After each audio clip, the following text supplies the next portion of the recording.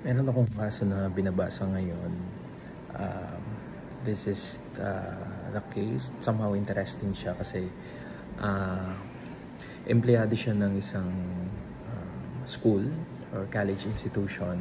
Catholic college institution siya na na siyempre pag Catholic college naman talaga medyo strict sila sa policies at saka rules na pinapatupad hindi lang sa mga estudyante kundi pati sa mga empleyado. So anong nangyari kasi dun sa employee,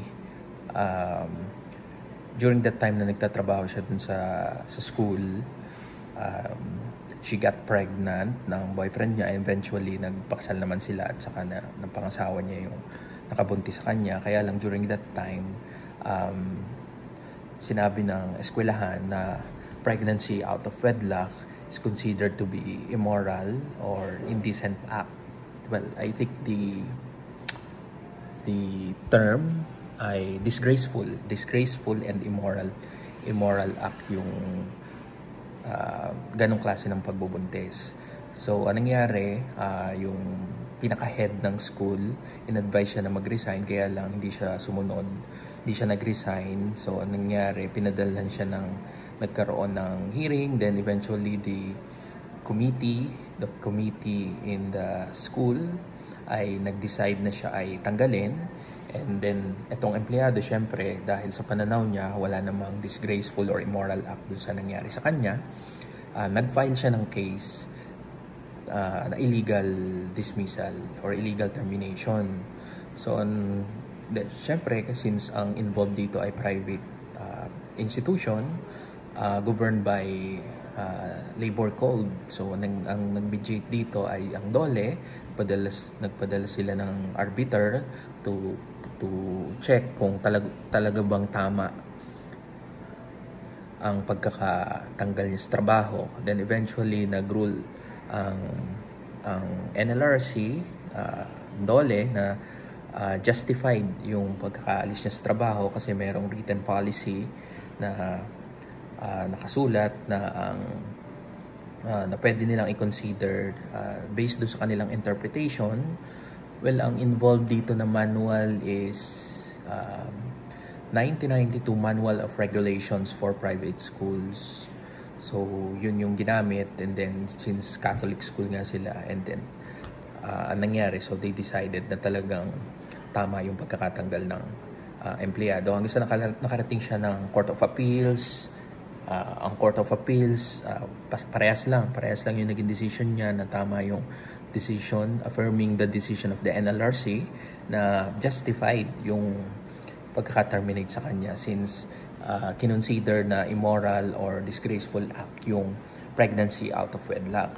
Kaya lang, during the time na nakarating na siya sa Supreme Court, the Supreme Court ruled otherwise. Ibig sabihin, hindi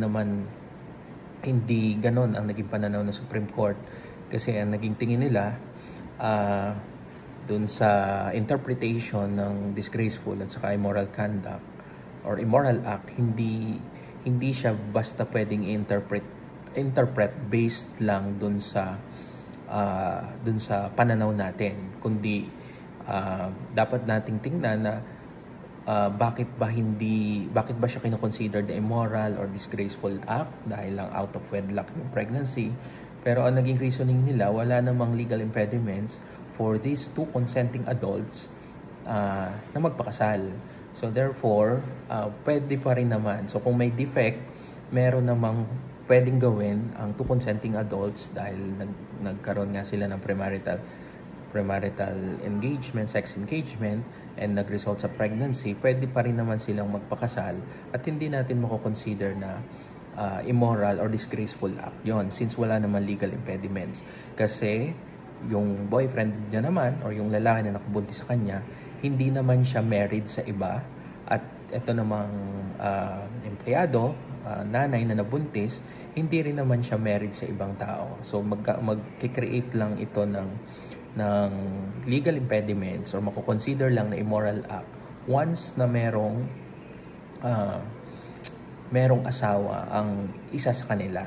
So in that case, wala namang legal obligation or anything na violate sila based do sa policy or sa batas na nakalagay. And in fact, do sa manual na ginamit nila, wala naman nakalagay doon na ang engaging in premarital sex is consistent amount to immoral conduct or disgraceful conduct. So, ito yung isa sa pinaka-interesting na kaso na ginamit ko sa klase ko in determining the legality and the correctness of the action or the discussion between good and bad, and kung paano nagro-rule out na kung paano natin masasabi na tama or mali ba yung nagiging decision or yung nagiging conduct